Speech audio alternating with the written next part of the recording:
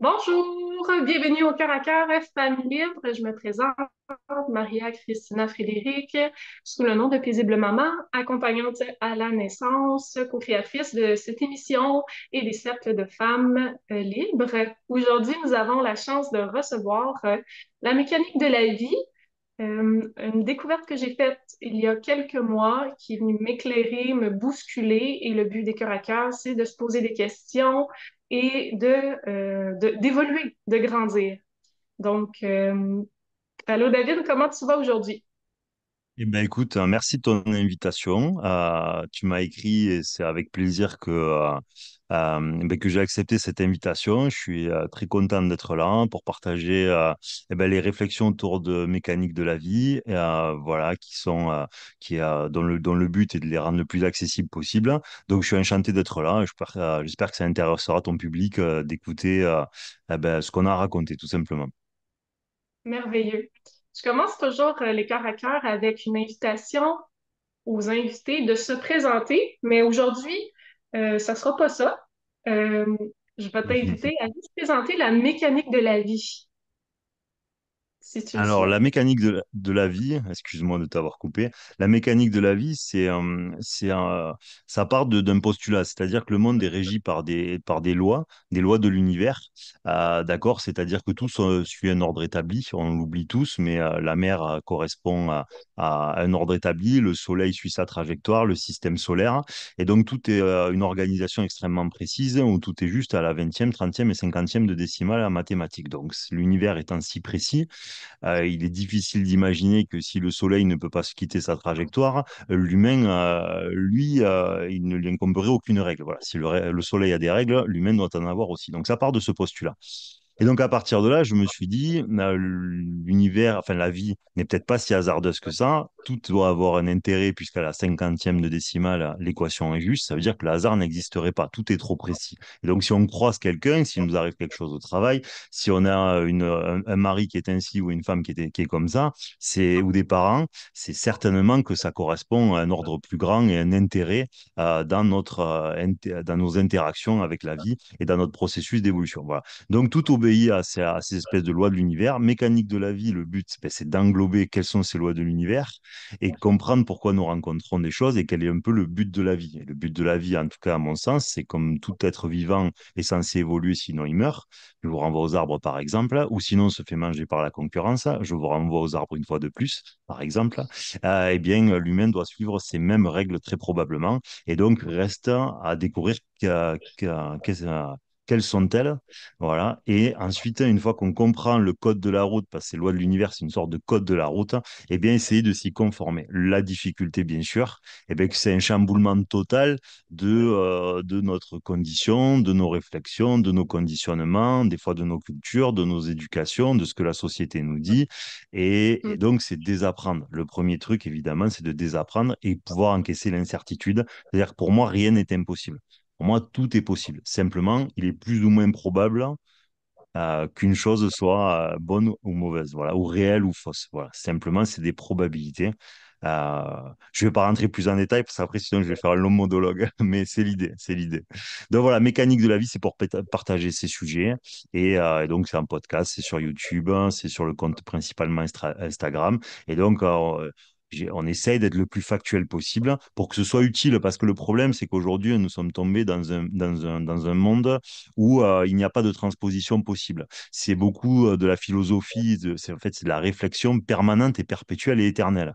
Et quel est l'apport à la fin? Absolument rien, puisque on ferait mieux de boire des coups entre copains au bistrot si c'est pour faire ça. Voilà. Donc moi, j'avais ce truc, disons, j'avais cette rigueur où je n'ai jamais voulu transiger avec le fait que toute réflexion est là pour conduire à une amélioration de l'existence. Si une philosophie, une réflexion n'est pas là pour améliorer ma condition d'homme ou la condition de mes semblables, eh ben, elle ne sert à rien. Voilà. Donc il faut garder ce parallèle. Je pense que c'est le gros problème aujourd'hui de la réflexion, c'est qu'elle oublie l'essence profonde de l'humanité qui est d'améliorer sa condition, c'est-à-dire d'améliorer son bonheur, ce qu'on appelle communément, même si ça s'apparente plus à de l'apaisement et à de la joie. Voilà.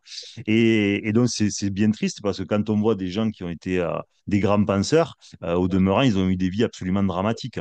Donc, c'est la torture qui leur a donné leur science. Et donc, pour moi, s'il y a si vous voulez, il y a une.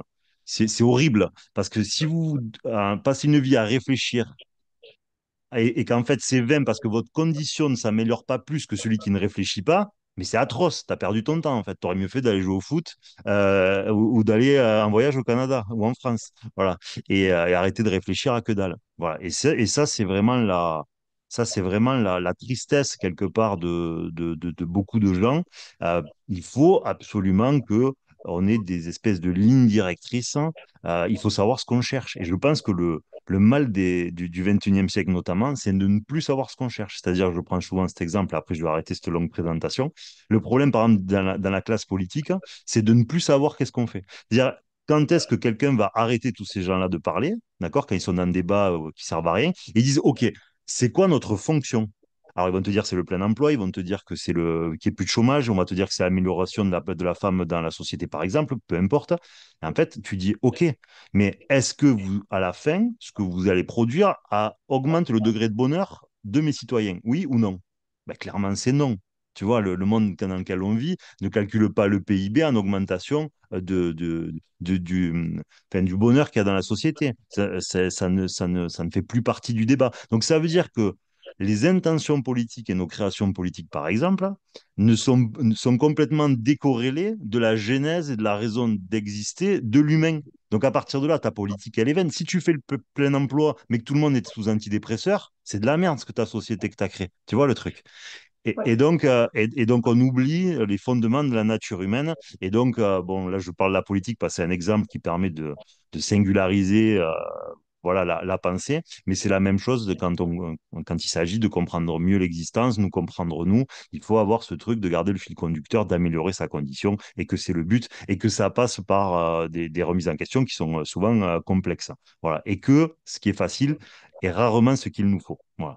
Les solutions sont toujours plus compliquées qu'elles en ont l'air en général. Voilà. Wow, tu me donnes du stock. J'ai Ouais, une ouais, mais question. Vas-y, vas-y. Oui. C'est selon la mécanique de la vie, un être qui évolue, c'est celui qui comprend les lois de la vie. Alors, si on le caricaturait, oui.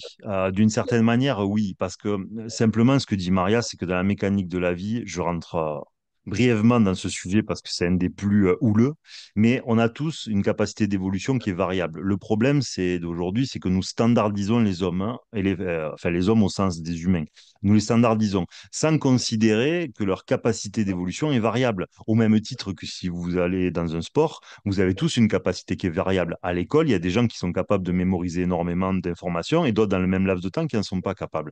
Donc, on néglige quelque part l'acquis, c'est-à-dire nos capacités plus ou moins innées, et on est là qu'à nous expliquer que seul le travail compte, alors que factuellement, c'est absolument pas le cas. Voilà. Et c'est ce qui fait des fois notre société, c'est de ne plus découvrir en quoi quelqu'un est spécial, quelles sont ses capacités singulières, parce qu'on le rend dans une société qui est totalement standardisée. Et donc, on passe à côté du génie de chaque individu. Et c'est le mal de notre société, c'est que peut-être que celui qu'on a bafoué, mis de côté, était celui qui avait la solution la plus profonde à un mal qui concerne des millions et des millions de gens. Et donc, si tu veux, le gros problème, il est là. C'est cette absence de considération de la singularité de chaque individu. Et pour revenir à l'être d'évolution, c'est que, donc de ce fait, c'est qu'il y a des variables. Chaque individu n'a pas les mêmes capacités d'évolution ni les mêmes intérêts. Il y a des gens qui sont très intelligents parce qu'ils sont capables, au sens de la société, dans le sens qu'ils sont comme un ordinateur capable d'accumuler de l'information, mais ils n'ont pas de conscience spirituelle, ils n'ont pas d'intérêt à la compréhension de la vie, ni à l'amélioration réelle de leurs semblables, etc. Ça les amuse 2 minutes en soirée et après ça les gonfle. Voilà. Donc on ne naît pas avec cette même perspective. Et donc il faut reconnaître cette variable, cette différence entre chacun pour avoir un juste regard. Parce que le problème dans le monde du développement personnel, si je puis dire, ou du thérapeutique, ou même des autres, en fait, nous allons faire l'erreur de vouloir donner quelque chose à quelqu'un qui ne peut pas le recevoir. Et donc, c'est tragique, parce que pendant ce temps-là, c'est un crime pour ceux qui, eux, peuvent le recevoir. Et donc, nous insistons dans le monde thérapeutique par bien-pensance, dans le fond, irrationalité, à donner à quelqu'un qui ne peut pas recevoir. Voilà. Et donc, plus on évolue, plus on s'aperçoit de qui a plus de probabilité que d'autres de recevoir, parce qu'évidemment, des fois, on peut se tromper, on pense que c'est pas possible, et en fait, la personne ne peut. Voilà.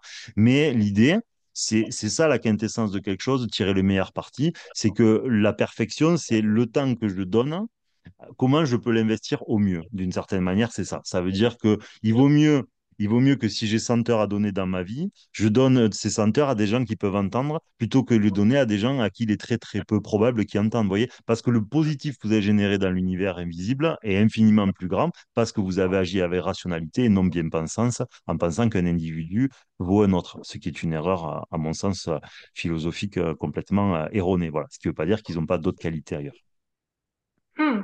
Ça nous emmène vraiment dans un juste regard d'humilité, de se poser vraiment la question avant de partager ou de vouloir aider, là. Hmm.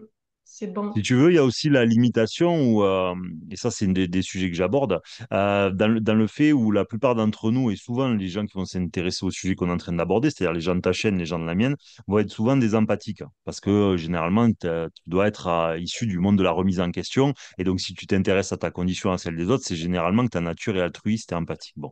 Et à partir de là, on va se heurter aux premières difficultés, c'est-à-dire la famille, les amis. Et donc plein de fois, on va vouloir trop aider, trop sauver à des gens que nous aimons et par lien affectif, nous nous déconnectons du réel qui, en fait, tu ne peux pas l'aider factuellement. Ce qui va se passer, c'est que tu vas te faire contaminer parce qu'en voulant trop aider, ben, tu vas choper le mal-être partiel de l'autre. Par empathie, tu vas choper le truc de l'autre. Et c'est une espèce de virus qui va ensuite se propager parce qu'on n'a pas respecté nos limites et parce qu'on n'a pas été assez conscient de la situation. Et le manque de conscience est puni par les lois de l'univers parce que c'est un manque de discernement et parce que tu t'es pris pour le sauveur à la place de l'origine créatrice, parce que je le dis dans la mécanique de la vie, je vais considérer qu'il existe une origine créatrice. Voilà. Pour plein de raisons, mais personne n'est jamais arrivé à convaincre les humains que Dieu existait. Donc je ne vais pas commencer aujourd'hui. Mais en tout cas, moi, je pars du principe que Dieu existe. Voilà. Pour plein de raisons. OK. Puis c'est drôle que tu parles du sauveur parce que oui, ça me parle vraiment beaucoup. Puis les femmes qui vont regarder cette vidéo aussi. J'ai dû arrêter toutes mes activités pendant 2 ans de temps pour justement m'observer parce que je savais pas mettre mes limites, justement. Puis, tu sais, j'aidais, mais dans un espace un peu moins neutre à l'intérieur de moi. Est-ce que tu peux nous parler de la neutralité, ce positionnement-là, d'être neutre? Ben, en fait, la neutralité, ça part d'observation simple, c'est que l'univers fonctionne de manière neutre. C'est-à-dire que, encore une fois, si vous observez la nature, tout ce qui n'est pas neutre doit trouver, en fait, la neutralité est une forme d'équilibre entre du plus et du moins. Je prends toujours l'exemple soleil et pluie. Si vous avez que du soleil, il n'y a pas de vie sur Terre. Si vous avez que de la pluie, il n'y a pas de vie sur Terre. Donc, l'équilibre vient de la rencontre entre deux extrêmes, qui est le soleil et qui est la pluie. Voilà. La rencontre, elle va faire la vie. Et tout est comme ça, même en électricité, vous avez du plus ou il y a du moins. S'il y a une trop grande prédominance, il y a des équilibres, il y a cassure, et voilà. Donc ça part de cette première observation. Ça veut dire que seul le neutre est positif, si vous réfléchissez, parce que seul le neutre permet la vie. Donc à partir de là, tout ce que nous pensons, nous, en tant qu'humains, déjà est chamboulé. Toutes nos constructions, à partir de là, sont erronées, parce que ce qu'on pense être positif, et de ce fait négatif, puisque trop de positif crée du négatif. Donc là, on revient à ce qu'on était en train d'expliquer, c'est-à-dire à l'altruisme ou à l'aide des autres, qui n'est pas dans une mesure où on respecte notre intégrité, où on est dans un excès ou dans une inconscience de notre capacité d'aider l'autre. Mais ce qui va se passer, c'est qu'on va se polluer, parce que trop de ce qu'on croit être du positif va créer un négatif. Voilà, parce que nous ne sommes pas neutres, hein, nous sommes dans une volonté d'aidant, et la volonté des dames, mais là c'est encore un autre sujet, ça va faire beaucoup peut-être pour tes auditeurs. Ben, le problème, c'est que comme nous ne sommes pas des êtres neutres, c'est notre volonté à nous de sauver qui va nous pousser à le faire. Et donc, dans l'absolu, nous ne sommes pas légitimes à le faire parce que c'est une volonté inconsciente de sacrifice et de sauver l'autre qui nous pousse à être ça. Mais au même titre, il y a des gens qui ne sont pas aidants parce que leur propre souffrance intérieure leur dit de ne pas aider. Donc, si une souffrance intérieure dit de ne pas aider et qu'une autre souffrance intérieure vous dit d'aider, ben, l'un et l'autre sont les mêmes individus qui ne produisent simplement pas les mêmes choses. Mais l'un comme l'autre ne sont pas libres de choisir s'ils doivent aider ou ne pas aider. Et c'est ça le problème, c'est que du moment que vous faites quelque chose qui est poussé par votre inconscient souffrant de peur d'être abandonné, peur d'être rejeté, est-ce que je suis une bonne personne, donc votre culpabilité, manquer de confiance, la représentation que vous aviez à avoir vis-à-vis de la communauté, ou ce que l'autre va penser de vous parce que vous ne l'avez pas aidé, et donc, finalement, tout ce que vous faites, vous le faites pour vous, par vos peurs. C'est nos peurs qui nous poussent à aider. D'où l'intérêt de la neutralité, parce que dans l'absolu, moi, pourquoi j'en suis arrivé à cette conclusion-là? Parce que je voyais des gens merveilleux sur le papier qui mouraient de manière atroce et dramatique. Je me suis dit, attends, attends, attends, il y a une absence de logique. Si je me conduis comme un salaud toute ma vie, je peux vivre jusqu'à 90 balais et pas me poser de questions et tout se passe bien, et fumer 4 paquets de clopes par jour. L'autre, il a mangé correctement, il a aidé tout le monde, il meurt à 40 balais. Je me suis dit, hop, hop, hop, là, il faut chercher. Il y a une absence de logique et Dieu ne joue pas au dé, donc Dieu est logique, donc il faut chercher. Et donc, je me suis aperçu de ça, c'est que notamment les gens qui allaient énormément aider, ben, ils naissent avec donc c'est de l'épigénétique, ils naissent avec les marqueurs soit de leur jeunesse, soit de leurs ancêtres, qui dit toi, tu dois sauver et aider. Donc, en fait, tu n'es pas toi. Tu es la souffrance de ta jeunesse et tu es la souffrance de tes ancêtres. C'est ce qui te conduit à être quelqu'un de gentil pour la société. Mais pour quelqu'un comme moi, tu n'es pas gentil, tu es ce qui t'a été donné. Mm. Vous voyez, et c'est très, très différent. Voilà. Mais c'est très violent pour les gens qui découvrent ces sujets-là. Ils font des bons et ils disent, waouh, qu'est-ce que c'est ce truc-là? Et oui, mais parce que le problème, c'est que d'un point de vue de Dieu, si Dieu existe, hein, celui qui a aidé comme celui qui n'a pas aidé sont ce que Dieu leur a donné initialement, c'est-à-dire la souffrance de leurs ancêtres et de leur jeunesse. Donc, qui est punissable? Ben, l'un comme l'autre, puisque vous êtes ce que je vous ai donné. Vous n'êtes que la conséquence de vos souffrances. Voilà. L'un comme l'autre, que ce soit gentil ou méchant. C'est juste la communauté humaine qui préférera les gentils, et moi le premier, évidemment. Voilà. Mais c'est pas gentil, là, c'est caricatural. Voilà. Et donc, nous sommes punissables parce que Dieu est en neutre, au même titre que celui qui est une très mauvaise personne. Parce que la très mauvaise personne, c'est sa souffrance qui l'a conduit à être une très mauvaise personne. Et la très bonne personne, c'est sa souffrance qui l'a conduit à une très bonne personne. Mais les deux sont régis par la souffrance, donc par le mal, donc par le diable. Et si c'est le diable, ben, au bout d'un moment, ça tape à ta porte. Voilà. Et il t'arrive des catastrophes pour te réveiller. Ouais. Puis là, il y a une question qui monte, c'est en tant qu'aidante, c'est à partir de quel moment que tu peux aider dans un espace libre à l'intérieur? Mais le problème, c'est que moi, je suis un chercheur de l'absolu. Alors, alors, de temps en temps, c'est plus corrélé, si tu veux. Il y a une décorrélation des choses. Le problème, c'est que des fois, ce que je dis est un absolu vers lequel il faut tendre. Et dans le problème de l'absolu vers lequel il faut tendre, fait que le problème, c'est qu'il ne faut pas s'attribuer un absolu parce que ce n'est pas encore notre temps. Moi, il y a quelques années, je n'étais pas comme ça. Donc, comment dire, les standards que je m'opposais ou que je m'attribuais n'étaient pas les mêmes. Donc, normalement, on va dire ce vers quoi il faudrait tendre pour les gens c'est justement de faire un vrai travail sur toi. Normalement, le thérapeute, il devrait déjà démarrer par ça. Il devrait gagner en neutralité, plus par volonté d'aider ou de sauver l'autre. Voilà. Et il le rendrait. Et il faudrait aussi être éloigné le problème, c'est de la fidélité à la clientèle. Donc, tu vois, il y a aussi le besoin de rentrer une rémunération. Donc, le problème, on se heurte à plein de limitations qui sont d'abord des limitations sur le plan en vue du développement personnel et de notre apaisement intérieur et en plus des complexités qui, elles, sont sociétales et des réalités financières. Donc, quand tu heurtes tout ça, c'est vrai que ça complexifie la donne. Dans l'absolu, personne ne devrait avoir le droit d'aider s'il n'est pas neutre. Parce que sinon, c'est comme s'il faisait sa propre thérapie. Ou comme si finalement il voulait remplir son vide intérieur que d'aider l'autre. Parce que si tu nais, et c'est le problème, c'est que les gens naissent avec l'intitulé, c'est-à-dire la souffrance de leur jeunesse et de leurs ancêtres, dis-toi, tu dois aider et sauver. Bon, chaque fois que tu vas aider quelqu'un, tu l'aides pas pour lui, tu l'aides pour toi inconsciemment, tu comprends le truc. Et donc dans le fond, tu es un vampire parce que tu vas prendre un truc pour te sauver toi-même. Donc c'est du vampirisme. Voilà. Mais ce qui est Mhm. important, le temps de se délier et de cultiver cette neutralité, parce que le but, c'est pas qu'il n'y ait plus des dents, ce serait quand même dommage, hein. L'idée, c'est d'avoir conscience de ça. La conscience de ça, c'est-à-dire la compréhension de ce phénomène, te Mhm. délie partiellement de ta propre souffrance intérieure qui te conduit à le faire. Ce que je veux dire, c'est que tu es moins complice quand tu sais quelque chose. Voilà. Donc ta Mhm. complicité diminue parce que tu as compris quelque part que tu aidais les autres aussi un peu pour toi. Voilà. Et ça fait de toi un moindre complice et dont le pardon est plus facile d'un point de vue de Dieu, si je puis dire. Voilà. J'exagère un peu, mais c'est pour comprendre ce processus. L'intérêt, c'est de connaître nos propres limites et les reconnaître, hein, tu vois. Moi, je pense que aujourd'hui, un thérapeute qui dit oui, je devrais essayer d'aider, oui, j'aide beaucoup pour moi, oui, je ne suis pas capable d'être neutre, hein. Je vais malgré tout essayer parce que c'est ce qui m'anime et c'est ce que j'aime faire, hein. Mais je vais essayer à des moments de ne pas aller trop loin dans ma volonté d'aider l'autre, hein. Je vais respecter les limites, je ne vais pas avoir peur de perdre un client, même si on appelle ça impatient de temps en temps aussi. Voilà, c'est-à-dire que de temps en temps, quand on voit qu'on touche notre propre limite d'aidant, c'est-à-dire qu'on va en faire trop, eh ben, c'est de mettre le frein à main. C'est la moindre des rétributions à l'univers. Tu vois, la moindre des choses, quand on a conscience de ça, c'est de temps en temps de freiner, justement, je pense. Voilà. Parce que tu auras à l'univers ton illégitimité. Parce que dans le fond, on est illégitime à le faire. Donc le fait de freiner, c'est comme si tu étais humble vis-à-vis de l'univers. Tu dis, je sais que je ne suis pas légitime à le faire. Je le fais parce que ça me plaît et que je veux rendre service à la communauté humaine. Mais ma rétribution, c'est de temps en temps de respecter les limites, de dire non à quelqu'un, de dire stop, par exemple. Voilà. Il faut être humble vis-à-vis de l'univers quand on est illégitime à faire quelque chose, tu vois, c'est important. Et j'ai été légitime à faire plein de choses et je pense que je suis encore illégitime à faire plein de choses encore aujourd'hui. Voilà. D'ailleurs, il y a plein de choses que je pense que je pourrais peut-être faire et je ne les fais pas parce que je ne sais pas si je suis légitime, tu comprends? Voilà. Et donc ça, c'est important. Alors qu'aujourd'hui, en l'Occident, c'est notre gros défaut, c'est de penser que parce qu'on peut, on a le droit. Alors là, c'est compliqué. Mais je prends l'exemple de la pioche. La pioche, elle a été créée pour creuser un trou. Tu peux creuser un trou avec une pioche. Bon, tu peux aussi la mettre dans un crâne et tuer quelqu'un avec, tu vois. Tu peux le faire hein, physiquement. Mais il y a quelque chose, normalement, au-delà de la société, qui te l'interdit. Donc, dans le monde physique, il est facile de dissocier. Je peux, physiquement, oui, je peux prendre la pioche et tuer quelqu'un avec.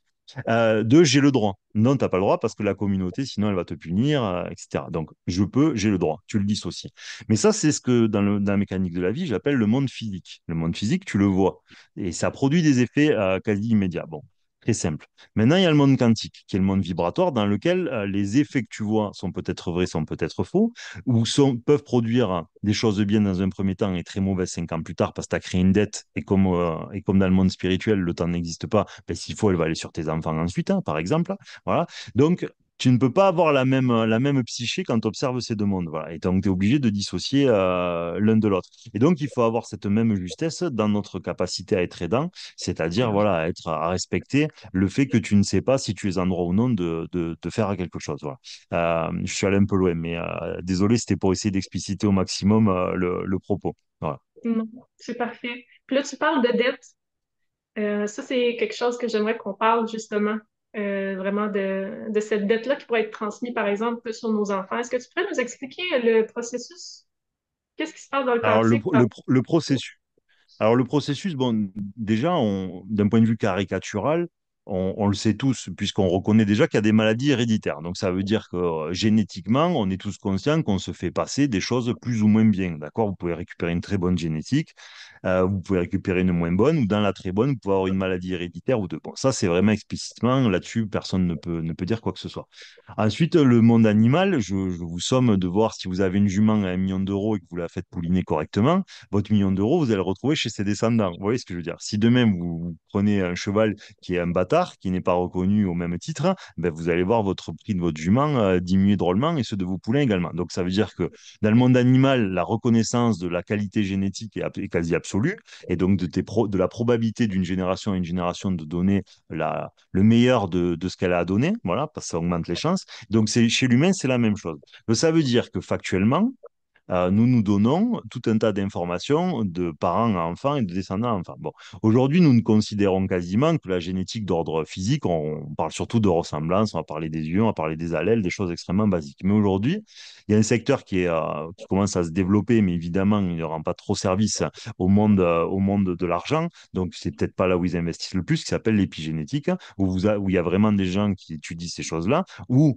la densité émotionnelle, c'est-à-dire le traumatisme vécu par parents, grands-parents et jusqu'aux arrière-grands-parents jusqu'à 3 générations, enfin, et la quatrième, c'est nous, en général, peuvent, quand quelqu'un va ressentir quelque chose de trop douloureux, c'est comme si l'intensité émotionnelle, qui est une vibration, hein, si je puis dire, va réimprimer pratiquement un gène. Voilà, pratiquement. Bon, alors, sans rentrer dans l'aspect vibratoire, c'est comme si ça pouvait imprimer. Et donc, qu'est-ce qui va se passer? Vous naissez 3 générations après, vous naissez en Occident, Canada ou en France, la vie est plutôt très correcte, puisqu'on fait partie des 1% probablement de privilégiés sur Terre. Et tu sais pas pourquoi, tu es méga angoissé. Tu sais pas pourquoi tu détestes ton identité ou ton image, ou tu te sens oppressé en permanence pour rien, ou tu as des élans de tristesse, tu sais pas pourquoi, mais parce que tu as récupéré une partie de la dette de tes ancêtres. Et rien ne justifie forcément ces choses-là. Parce que nous stressons pourquoi en Occident? Pour très peu de choses, comparé aux complexités qu'on peut voir dans le monde ou comparé à ce que certains de nos ancêtres ont eu vivre. Bon, évidemment, certains d'entre nous vivent des choses très compliquées, évidemment. Voilà, et donc, ça veut dire que nous donnons de génération en génération le patrimoine, douleur et souffrance de nos ancêtres. Ça, c'est une première chose. Donc, c'est comme une dette qui n'est pas soldée. Pourquoi? Parce que l'univers comme je vous ai dit, seul le nôtre est positif. Si une dette a été faite par un de vos ancêtres, eh ben, il incombe à la famille, qui pour moi souvent, c'est au-delà des familles, va être comme une sorte de groupe, hein, un groupe spirituel, un groupe d'âmes, même si j'aime pas trop ces mots parce qu'ils sont très mal récupérés aujourd'hui, eh bien les dettes de ses prédécesseurs. Voilà, donc nous nous donnons, nous nous passons le témoin, le bâton de génération en génération et nous récupérons les dettes de ses ancêtres. Et c'est pour ces raisons-là souvent que nous naissons avec des conneries de nos prédécesseurs. Par contre, nous n'avons pas besoin de remonter le temps. C'est juste une difficulté qui nous a été donnée pour que nous évoluions. Et il ne faut pas chercher à le traiter énergétiquement, il ne faut pas aller voir un médium, tout ça, c'est des conneries, parce que la seule réalité est dans le présent. Et quand vous... ça ne veut pas dire que ça ne marche pas, hein, je n'ai pas dit ça. J'ai dit c'est interdit par Dieu et par les lois de l'univers. C'est très différent, hein. Voilà. C'est un sujet que j'ai étudié pendant plusieurs années, donc je peux vous le dire. Parce que vous allez faire une dette spirituelle, parce que vous êtes sorti du temps présent, vous vous êtes déchargé de votre responsabilité, vous n'avez souvent, pour la plupart du temps, pas changé, alors que si vous avez eu cette difficulté, Dieu a voulu que vous ayez cette difficulté pour que nous changions, que nous devenions quelqu'un de plus adapté, de plus complet, de meilleur, de plus élevé. Et nous, au lieu de changer, on va avoir un thérapeute, on va avoir un médium, on va avoir un énergéticien, on va parler toute la journée de nos problèmes. Alors que le fond, c'est de changer.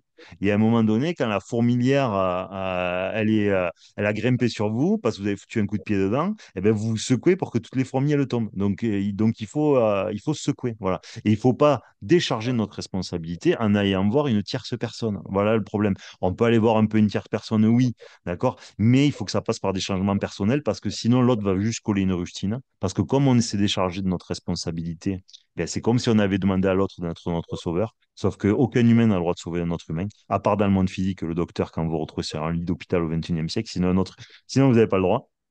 Parce que vous êtes irrigé entre Dieu et la personne. Vous vous êtes pris pour le sauveur. Et comme vous avez joué la place de Dieu, eh ben, l'autre a fait une dette spirituelle qu'il faudra qu'il solde plus tard. Voilà. Et donc, c'est pour ça qu'il ne faut pas changer le processus habituel. Voilà. Donc, on se donne ces dettes de génération en génération. Elles se traitent par le changement. Évidemment, des fois, parler à vos parents, à vos ancêtres de qu'est-ce qui s'est passé, etc., c'est jamais négatif. D'accord? Mais il faut le faire par la rationalité.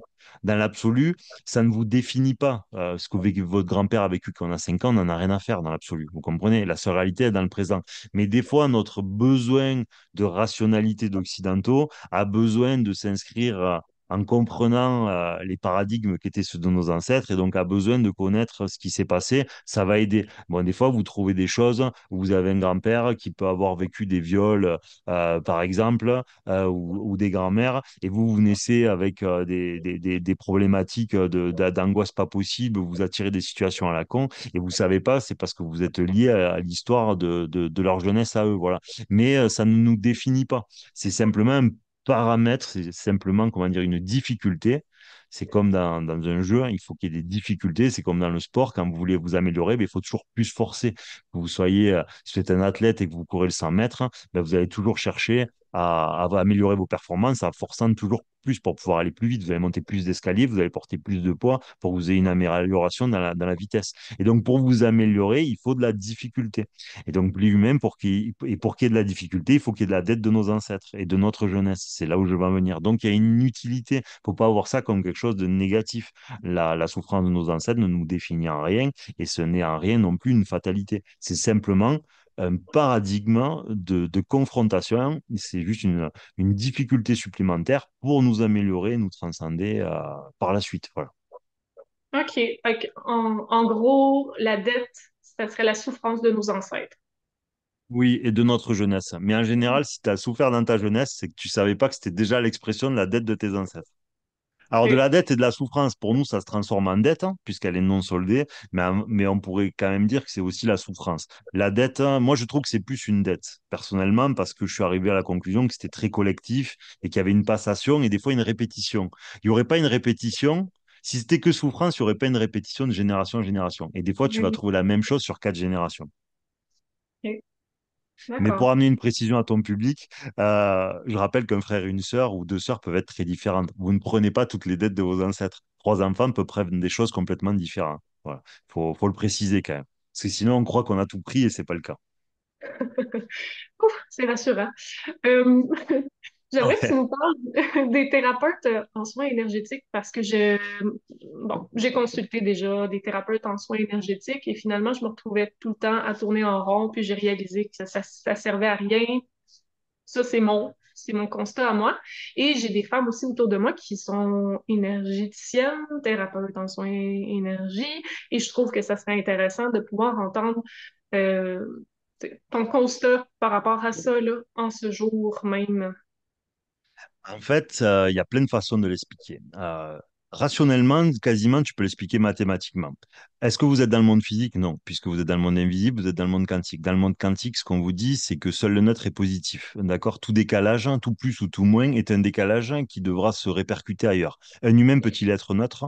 Par nature et d'un neutre absolu? Non. Ça veut dire que quand il va faire de l'énergie, ce qui émane de lui n'est pas neutre, donc il est forcément négatif, puisque soit c'est trop de plus, soit c'est trop de moins. Donc quand il va produire un acte de ce que lui va considérer un acte de soin, et bien comme c'est son manque de neutralité intérieure, donc son négatif intérieur qui va produire à sa place, hein, et ben les fruits qui vont être portés sur l'individu sont forcément une dette spirituelle.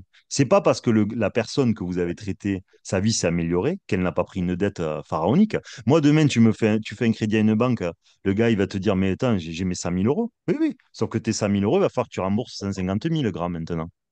Tu vois le truc? Eh ben, le monde énergétique, c'est un système de dette et de crédit. Dis que touches en fait à l'énergie. L'énergie, c'est l'énergie de la création. L'énergie de la création, il ne faut pas y toucher parce qu'elle est dédiée à la création. Du moment que tu veux agir sur l'énergie de la création, te l'attribuer pour faire soit du thérapeutique, soit des rites ou ce que tu veux, c'est comme si tu détournais la volonté divine et l'ordre établi à des fins personnelles. Qu'elle soit pour aider ou pas, c'est la question, elle n'est absolument pas là. C'est juste que l'énergie de la création, tu la détournes pour faire quelque chose pour toi ou pour les autres. Et donc, tu touches à ce qui ne doit pas être touché puisque c'est interdit. Voilà, dans le monde, dans l'islam, c'est complètement interdit. Mais même chez les chrétiens, parce que c'est les faux prophètes. Hein. Parce que Jésus, quand il va dans le désert, c'est ce que je dis aux gens à chaque fois, le diable lui dit, change ses pierres en nourriture, ça fait 30 jours que tu n'as pas mangé. Lui dit non, le seul qui a le droit d'agir sur la création, c'est mon Père. Donc, si Jésus l'a pas fait, qui sommes-nous pour le faire? Tu vois, d'une certaine manière, voilà. Et donc, en fait, moi, ce que je me suis aperçu, parce que, comme je te dis, je peux l'expliquer de diverses manières, ben, c'est que les thérapeutes énergétiques, au bout d'un moment, il leur arrive que des couilles. C'est-à-dire qu'au bout d'un moment, comme ils polluent le monde spirituel, puisqu'ils sont quelque chose qui est interdit, voilà, et bien, au bout d'un moment, ça va faire boomerang. Ça va leur revenir parce que Dieu va leur dire, bon, mon grand, maintenant, ça suffit les conneries. Donc, ils vont commencer à avoir des vies pourries. Ils vont commencer à avoir des douleurs, des souffrances, enfin, des émotions très négatives.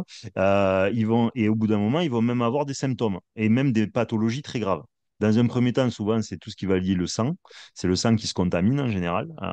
Et ensuite, c'est les pathologies graves. Voilà. Qui est la dernière soupape pour leur dire, bon, mon grand, c'est quand que t'arrêtes. Voilà. Euh, Parce que tu es un pollueur spirituel. Tu fais quelque chose que tu n'es pas légitime de faire. Voilà. Et ceux qui ont reçu la question n'est pas de savoir si les fruits que tu produis directement, c'est-à-dire moi je ne dis pas qu'un thérapeute énergétique ne peut pas soigner. Évidemment qu'il peut soigner, mais c'est le diable qui a soigné pour lui. Donc la personne a fait une dette. Vous comprenez le truc? Tu as soigné au nom du diable. Voilà. Et c'est pour ça qu'ensuite, les gens, tu les recroises dans 4 matins, tu verras, 6 mois, 1 an, 2 ans, 3 ans plus tard, peu importe, hein, peu de temps après, ben, tu verras qu'en fait, ils auront la même chose ou pire. Parce que ça ne s'arrête jamais. Ben évidemment, ton créancier, une fois que tu n'as pas remboursé ton crédit, il vient taper à ta porte. C'est la base, tu vois. Ou sinon, ça va aller sur tes gosses, parce qu'il y a des gens aussi, parce que comme ta chaîne t'aborde beaucoup ça, comme les gens, des fois, n'ont pas d'égard pour eux, ben, qu'est-ce qu'elle fait la vie? Ben, elle va s'en prendre à tes enfants. Si toi, tu t'en fous de ta condition parce que tu as une pathologie et que tu veux pas changer et tu veux pas comprendre que c'est ça qu'il faut pas faire, ben, peut-être que tu vas avoir de l'égard pour tes enfants. Donc, j'en ai même vu chez qui ça va taper, chez leurs enfants ensuite. C'est l'enfant qui commence à avoir des merdes. Voilà. Parce que vraiment, on se maudit au bout d'un moment. Vraiment, c'est très, très interdit. Voilà. De toute façon, au Moyen-Âge, c'était de la sorcellerie. Hein. Le procès, il était vite fait. On t'envoyait l'inquisiteur. On me faisait un joli tas de bûches sur la place du village et c'était réglé en 2 temps, 3 mouvements. Donc, on croit toujours que nos ancêtres étaient des débiles. Là, c'est le monde occidental t'explique ça parce qu'on va absolument t'expliquer que ce qu'on vit aujourd'hui, c'est le mieux qui a jamais existé. Mais ça n'a jamais été des débiles. D'ailleurs, ce qu'on trouve de nos ancêtres est souvent des choses incroyables. Je veux dire, tu n'as qu'à voir les bâtiments qu'ils nous ont laissés. Les bâtiments que nous faisons, au bout de 100 ans, il y a des fissures partout. Voilà, ceux qui nous ont laissés, ils ont 1000 ans. Donc nos ancêtres n'étaient pas si stupides. Donc s'ils avaient constaté que les fruits que produisaient ceux qui manipulaient alors sorcellerie, sans parler de sorcellerie, mais par rituel, par énergie de la forêt, ce que tu veux, des choses, ben, ils se sont bien aperçus que ça produisait des fruits très négatifs régulièrement. Voilà. Et donc à l'époque, bon, ils étaient peut-être un peu stricts dans leur manière d'agir, mais ils avaient compris la négativité du truc.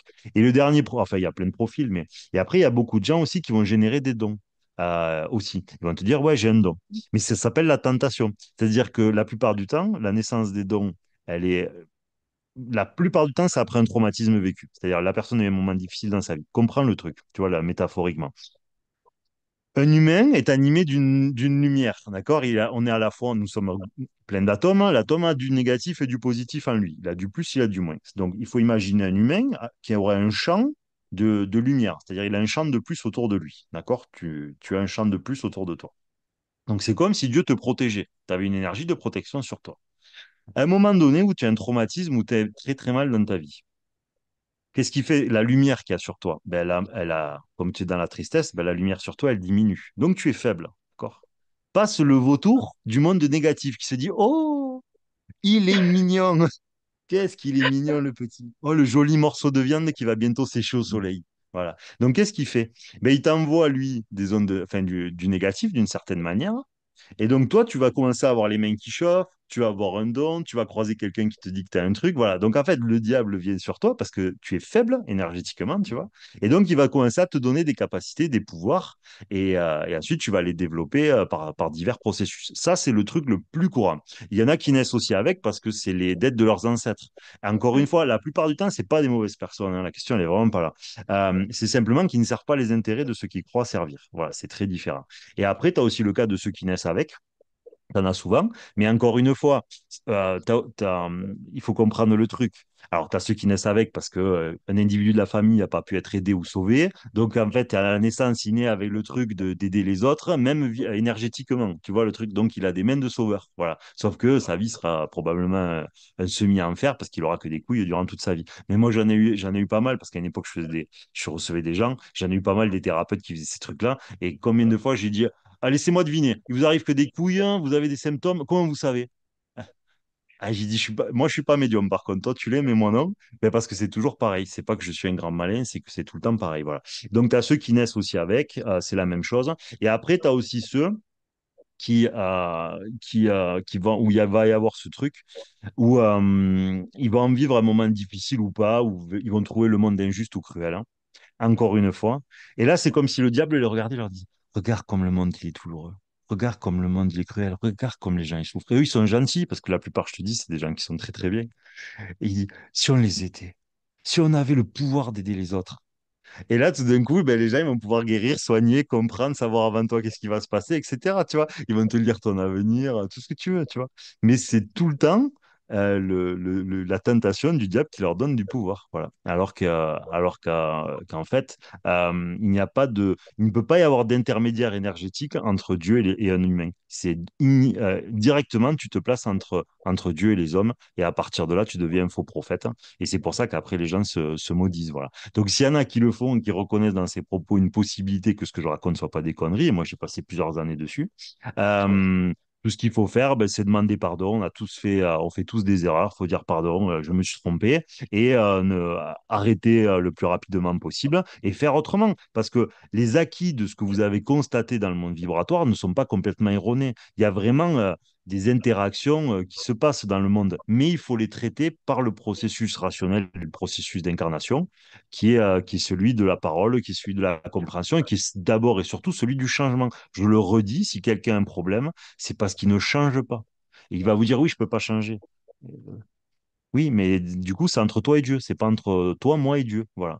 Le changement, il peut venir que de toi. Et le problème, c'est notre trop de volonté de vouloir aider quelqu'un qui peut-être ne peut pas être aidé ou peut-être nous ne sommes pas la solution à cette personne et de ne pas être en capacité de le reconnaître qui fait de nous son faux prophète d'une certaine manière.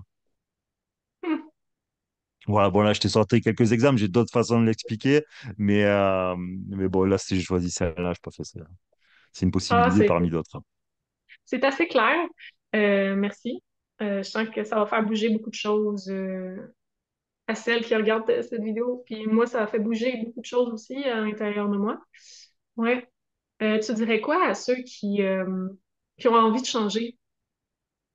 Euh, que- Bah de, tu des outils, je sais pas, tu sais, parce que oui, il faut changer. Oui, est-ce que c'est-tu la présence avec le divin? Est-ce que c'est quoi? Qu'est-ce qui peut nous bah, aider il à y a- changer?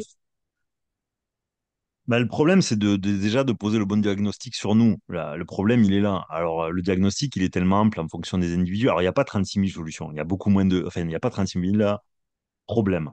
Les humains croient qu'ils sont des êtres très compliqués. En fait, non. T'as trois grands trucs qui concernent 80% des gens. Et après, tu as quelques sous-trucs. Mais la plupart du temps, il y a une intitulée. C'est-à-dire, tout le monde a la même cause, hein, qui s'exprime différemment. Voilà.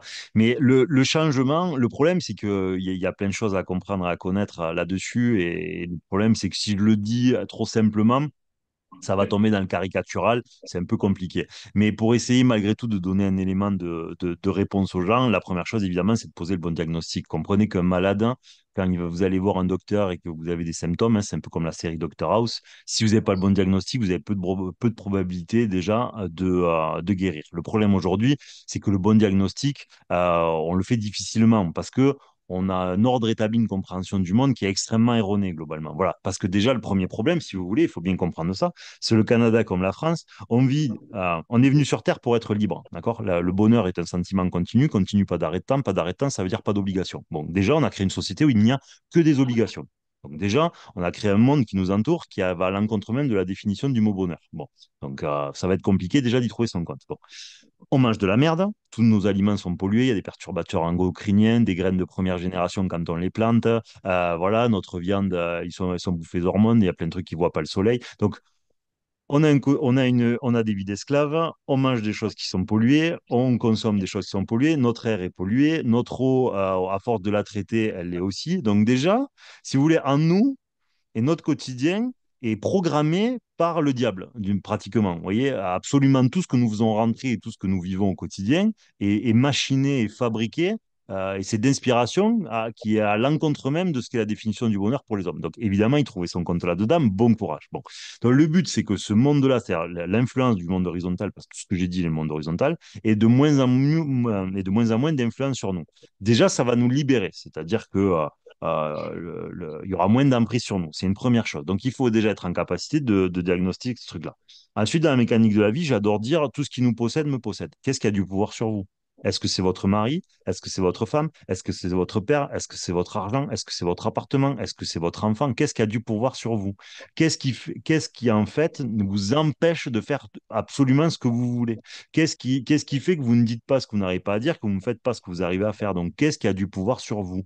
Donc, il faut faire ce travail, parce que le problème, c'est qu'être possédé, c'est pas que des trucs bizarres, c'est qu'est-ce qui a du pouvoir sur moi. Donc, si on est possédé, c'est-à-dire qu'on a quelque chose de lourd qui nous retient, qui nous empêche de nous élever, métaphoriquement, bien sûr. Donc, il faut aussi comprendre qu'est-ce qui agit négativement sur nous. Voilà. Ça peut être tout et n'importe quoi, parce que ça peut être un aliment, ça peut être la clope, mais c'est en général, c'est un ensemble de choses, vous voyez. Parce que souvent, il y a des gens qui vivent pas leur vie parce ils veulent trop faire plaisir à leurs compagnons, parce qu'ils sont trop dans le conditionnement de la société qui les fait culpabiliser s'ils font pas ci ou ni, parce que leurs parents ont choisi leur destin à leur place, parce qu'ils ont peur de dire, de la fermer à leur patron, parce qu'ils ont des dettes à payer. Mais quand tu te mets à genoux devant ton patron, un humain ne se met à genoux devant aucun autre être humain. Ça n'existe pas. On se met à genoux devant Dieu. Donc à la seconde où vous baissez les yeux devant un autre humain, vous pouvez être humble et ne pas baisser les yeux. Les deux ne sont pas compatibles, mais aucun humain n'a à vous faire baisser les yeux. Quand vous baissez les yeux ou que vous ne vivez pas votre vie ou que quelqu'un décide pour vous, vous dites à Dieu, je n'existe pas. Et vous vous étonnez après, on s'étonne tous, parce que moi le premier, j'ai fait ça très longtemps, et on s'étonne après qu'on a des vies qui sont compliquées, des émotions négatives, qu'on fait des burn-out ou quoi. Mais si tu dis tous les jours à Dieu que tu n'existes pas, tu t'étonnes que tu es malade après. Évidemment, tu te dis que j'existe pas, ben meurs.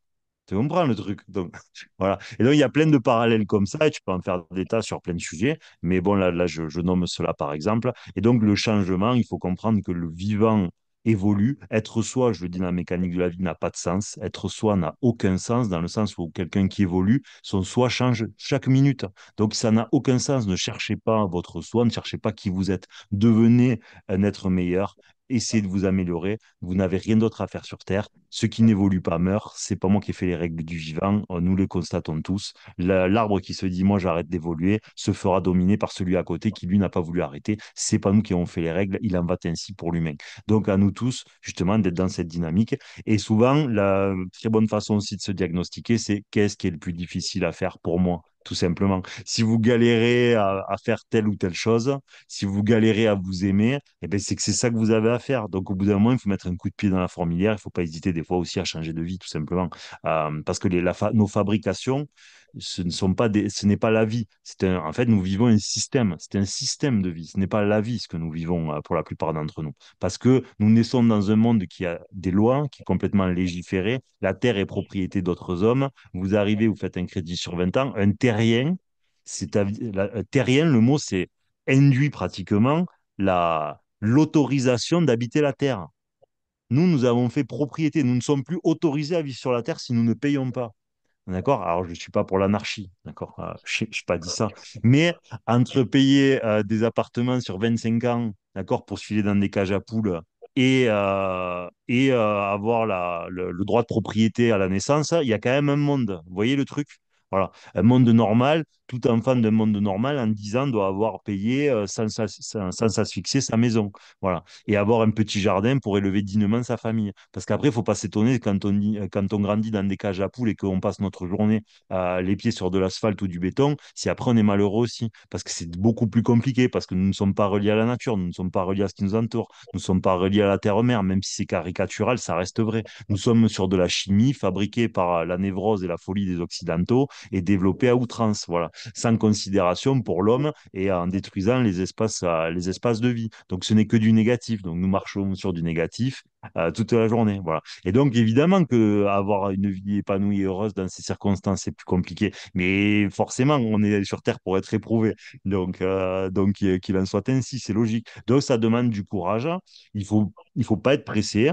L'évolution, elle s'inscrit sur des mois, des années ou des décennies. L'important, c'est de continuer de faire ce qu'on peut. Parce que souvent, on fait un millimètre, et on ne s'aperçoit pas qu'en fait, au bout de rapidement, on a fait des mètres. Voilà. Et donc, il faut préparer la sortie, il faut être courageux, il faut pas décélérer et il faut surtout changer de paradigme. Le monde a changé, le monde change et donc il faut changer nos paradigmes et nos conditionnements et sortir de ce qu'on croit être bien, de ce qu'on croit être le confort, ce qu'on croit être la vie.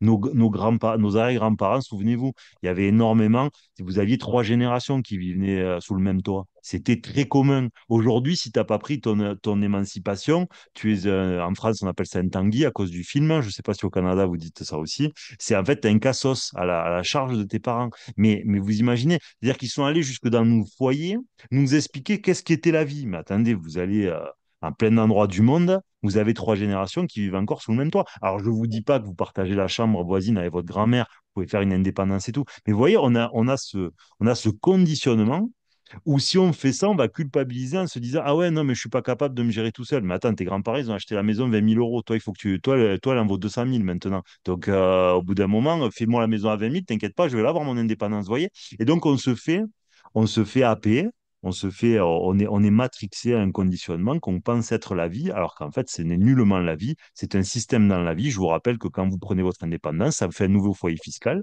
ça fait plus de services publics, ça fait plus de crèches parce que votre grand-mère ne va pas la garder, ça fait plus de restaurants qui tournent, et donc le monde de l'argent est ravi. Voilà. Et normal, moi, si je voulais du pognon et que je gérais le monde, je ferais la même chose qu'eux. Ils ont bien raison. C'est nous qui devons nous faire l'effort des fois de lutter contre ces paradigmes qui sont des systèmes mais qui n'est pas la vie. Voilà, nous sommes venus sur Terre pour être libres et nous avons troqué notre liberté contre le confort. Et donc à la fin, on se demande pourquoi on va pas bien. Ben, parce que nous ne sommes que des esclaves. Nous ne sommes que des esclaves. On a troqué le fouet contre le crédit, voilà, comme j'aime bien le dire. Hmm. Pas faire de son Voilà. mieux à chaque instant. Voilà. Ben C'est- après ça, j'ai dit plein de choses, mais ça permet peut-être à certains de piocher Oui, dans des choses qui vont juger plus ou moins juste pour eux, quoi. oui. OK. Il y a des questions de certains thérapeutes dans mon entourage qui m'ont demandé de te poser la question. J'ai beaucoup de naturopathes, de naturothérapeutes, des personnes qui accompagnent les humains à se soigner avec des plantes. Puis elles se demandaient si euh, elles étaient justement légitimes, puis c'est à partir de quel moment que on sent que c'est juste ou pas cet accompagnement-là avec les plantes là. Je suis pas expert naturo, c'est pas quelque chose sur lequel je passais beaucoup de temps. Après, pour moi, je trouve pas que ce soit quelque chose de trop compliqué. Si je disais quelque chose de faux, vous me pardonnerez, puisque je l'aurais précisé en amont. La problématique, si vous voulez, c'est que dans l'absolu, je dis bien dans l'absolu, l'énergie ne se crée pas, d'accord? Elle se transforme. C'est pas moi, c'est pas de moi. Euh, Si vous vivez, si vous respirez, c'est que Dieu est d'accord. D'accord? C'est-à-dire que l'énergie qui anime votre respiration, nous ne pouvons rien de produire de l'énergie sur Terre. Elle était là avant nous, d'accord? Et l'univers, c'est la même chose. Ce que je veux dire, c'est que normalement, si vous avez quoi que ce soit, c'est-à-dire si quelqu'un a besoin de la naturo, normalement, à l'intérieur de lui, son corps est à même, puisqu'il est relié à une source d'énergie, de modifier absolument tout lui-même. Dans l'absolu, je parle. Très probablement, il est logique de penser que si Dieu est partout et dans tout, et comme dans mécanique quantique, entre deux choses, il y a toujours quelque chose, ça veut dire que l'énergie est partout. Ça veut dire que notre corps, tout ce qu'il a créé, il peut revenir en arrière. Voilà. Ça veut dire que notre corps, à mon avis, est un support biologique de synthèse relié énergétiquement à la source. Voilà. Donc, dans l'absolu, moi, je suis de ceux qui pensent que tu peux toujours t'auto-guérir. Moi, c'est ce que je pense. Je pense dans l'absolu, tu peux toujours t'auto-guérir. Voilà. Je pense que ça, il faut pas le diffuser parce que nous ne savons pas notre légitimité à recevoir cette guérison. Donc, pour moi, il faut pas le considérer. Il faut le considérer comme quelque chose qui est peut-être accessible à certains, vers lequel peut-être on doit tous tendre, mais on ne doit pas renier le monde occidental avec sa médecine semi, technologique, on va dire. Voilà, bon, même si le problème maintenant, il y a Big Pharma et tout le bordel. Bon. Mais bon, quand il y a un bras cassé, on est bien content d'aller à l'hosto. Voilà. Donc moi, je ne suis pas pour renier. Je dis simplement qu'un corps peut toujours s'auto-guérir. Pour moi, ça me paraît extrêmement logique parce que tu es toujours relié à la source. Donc mon corps, moi, je considère que s'il a envie de reproduire, alors, tout le monde te dira que c'est impossible, une cellule souche, pour un docteur, ça serait impossible. Normalement, à ma connaissance, c'est pas possible pour eux. Mais si tu veux, un mec comme moi, qu'est-ce qui est impossible à Dieu? Pour moi, rien. S'il est partout et dans tout, s'il a envie de me filer une cellule souche, vous la verrez pas, vous les docteurs, parce que Dieu va faire ça under the table, tu vois. Voilà, il va pas faire ça aux yeux du monde. Voilà, il fait sa guérison. Et d'ailleurs, des miracles comme ça, si tu les cherches, il y en a des kilomètres, en fait, hein. Des choses impossibles qui ont été faites, il y en a des kilomètres. Bon. Donc ça, c'est le premier point. Donc pour moi, quelqu'un peut toujours s'auto-guérir. Je conseille à tout le monde de ne pas partir de ce principe-là dans sa vie parce qu'il y a une question d'illégitimité. Tu crois trop être légitime à le recevoir. Voilà. Donc pour moi, il faut pas trop le considérer. Il faut le considérer comme une possibilité philosophique, hein, et spirituelle vers laquelle il faut tendre. Voilà. Ça, c'est la première chose. Concernant, par exemple, la naturo, le problème de toutes ces choses-là, c'est que comme nous sommes normalement en capacité d'auto-guérison, le problème qu'il va y avoir, c'est que la naturo, comme absolument tout le reste, est un contournement des lois de l'univers. Dieu t'a mis ces symptômes, Dieu t'a mis cette allergie, Dieu t'a mis ces problèmes de peau. Si l'univers est partout et dans tout, ça veut dire que ce qui t'arrive a un intérêt, obligatoirement. Et donc, l'idéal serait de changer, en fait, de modifier comportementalement notre vie ou procéder à des vrais changements de vie. Et la probabilité que le problème pour lequel tu es allé voir ton naturopathe disparaisse. La probabilité pour moi, elle est extrêmement élevée pour avoir pratiqué, enfin, pour avoir vraiment analysé ces choses-là et l'avoir traité factuellement, si je puis dire. Mais réellement, c'est ça. Parce que si Dieu vous met une problématique, c'est pas pour. Soit vous partez du principe que Dieu est sadique, bon, très bien, bon, ben là, n'en parlons plus. Si vous partez du principe que Dieu est partout dans tout, mais qui n'est pas sadique, ça veut dire que ce qui vous arrive est une invitation au changement. Mais si au lieu de changer, tu vas avoir ta naturo, ben, tu as dit à Dieu, tu n'existes pas. Ta volonté, je ne m'en contrefous. Tu comprends le truc. Donc l'idéal serait, ok, je vais chez ma naturo, pourquoi pas? Ça reste sain comme approche, mais la naturo, comme la patiente qui va voir la naturo ou le client, doit aussi procéder au changement. C'est-à-dire la plante est un accompagnement qui n'enlève à rien la responsabilité de l'individu. Et le problème de notre génération, c'est que c'est la génération de la décharge de responsabilité. L'Occident est le monde qui a fabriqué la décharge de responsabilité la plus totale et profonde dans l'histoire. Voilà. C'est pour ça d'ailleurs que les sociétés sont, on a détruit Dieu et l'origine créatrice parce qu'on a trouvé des substituts à ça. Et les substituts, c'est la science, c'est la technologie, c'est le monde médical. Voilà. Et donc l'idéal serait que celui qui est naturo fasse cet effort de ne pas croire que c'est la naturo qui va guérir l'autre, mais que c'est un complément à quelqu'un qui est encore faible dans son processus d'évolution, qui n'est pas capable encore de tout acter, mais qui doit quand même avoir la volonté de responsabiliser son client, enfin, ou son patient. Voilà. Pour moi, c'est vraiment ça qu'il faudrait. La naturo, je pense, sinon, elle ne pose pas de problème philosophique ou spirituel parce que elle respecte au demeurant les lois de l'univers. C'est encore le monde physique, tu vois. Donc les naturaux bien pratiqués, c'est bien. Le problème, alors moi, c'est pour ça, je me suis beaucoup, j'ai beaucoup bataillé avec ça un peu à l'époque. C'est avec les gens de la naturo et les gens du bien manger. Le problème, c'est que tu leur donnes la naturo, le bien manger, c'est bon, c'est fini, plus personne ne change. Donc à la fin, moi, je leur disais, attends, attends, attends, attends. Je t'explique, moi, je peux aller faire du fast-food de longue et je suis pas malheureux. Donc, il y a un problème, si tu veux, tu vois, et j'en connais plein d'autres qui sont comme moi. Parce qu'il y a une prédominance pour le bonheur. C'est-à-dire que la vie que tu as en toi, le bonheur que tu vis, fait que tu peux manger toute la merde du monde, tu n'auras rien du tout. Parce que tu es une densité lumière. Je suis un humain, je peux être malheureux ou dépressif demain, d'accord? Je ne suis pas en train de m'ériger en sachant ou en donneur de leçons, hein, vraiment pas, je suis très humble par rapport à ça. Mais vous comprenez la logique? Si tu mets que des bonnes choses, mais que ta vie, tu es toujours conditionné, que tu t'es pas délié de tes dettes et de tes peurs, bah en fait, tu peux manger toute la bonne bouffe du monde, ta vie, elle va pas s'améliorer. Voilà, tu auras peut-être un peu moins de problèmes de peau ou des meilleures analyses sanguines. Mais dans l'absolu, tu n'as pas fait ce que Dieu attend de toi. Toi, tu as voulu appeler le naturo pour ne pas avoir à changer. Et c'est ça qui est dramatique aujourd'hui avec le monde thérapeutique. Voilà, c'est de ne pas comprendre que le hasard n'existe pas. Si tu as quelque chose, c'est pour changer et t'améliorer. Change, améliore-toi. Arrête d'aller embêter monsieur machin, madame bidule. Que la naturo t'accompagne en plus de ton changement, aucun problème. Voilà. Mais pas les énergéticiens. Pas OK. eux. Vous faites plus de dettes que de crédits. Alors, ça vaut pas le coup. Puis une dernière, ça va être ma dernière question. J'ai beaucoup d'hypnothérapeutes autour de moi et moi, je pratique l'hypnose pour accompagner les femmes dans une naissance pour pouvoir gérer l'intensité des contractions. Mais je fais pas de régression dans de vie antérieure, je veux pas, euh, je touche vraiment pas à ce qui est trop spirituel, mais je vais plutôt utiliser, mettons, la visualisation d'une rose qui s'ouvre et drôlement, le col de la femme, ben, elle s'ouvre. Donc, juste un outil pour pouvoir faciliter l'intensité de la naissance puis la détente corporelle dans la naissance.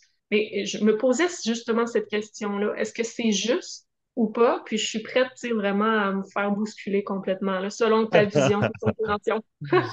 Euh, Ben, moi, tu sais, c'est toujours embêtant parce que alors, j'aime bien embêter le monde, tu sais, pour m'amuser, mais après, j'aime pas embêter le monde pour rien, tu vois. Et donc, des fois, c'est presque pénible d'être toujours le trouble fait, tu sais, celui où tout le monde est d'accord sauf moi, tu vois. C'est un peu pénible, des fois.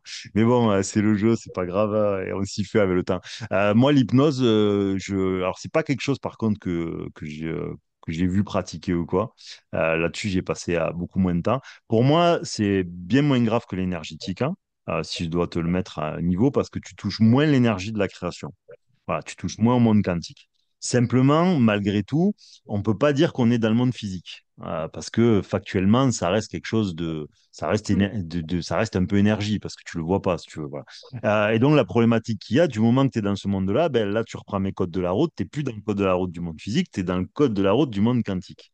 Et donc, le problème, c'est qu'on prend la responsabilité d'agir dans le monde vibratoire en pensant que la visualisation va être une préparation à l'individu, ce qui est vrai, hein, factuellement, c'est le film que l'on passe, c'est-à-dire le scénario que l'on passe, est là pour aider l'autre et le préparer. Voilà. Moi, je trouve que le problème de l'hypnose, c'est qu'on a une tendance à une volonté à réimprimer un peu l'inconscient de l'autre, hein, ou son conscient pour le préparer, soit pour le modifier. Bon, toi, dans le cas d'une naissance, c'est pas une modification, c'est plutôt une préparation, je pense.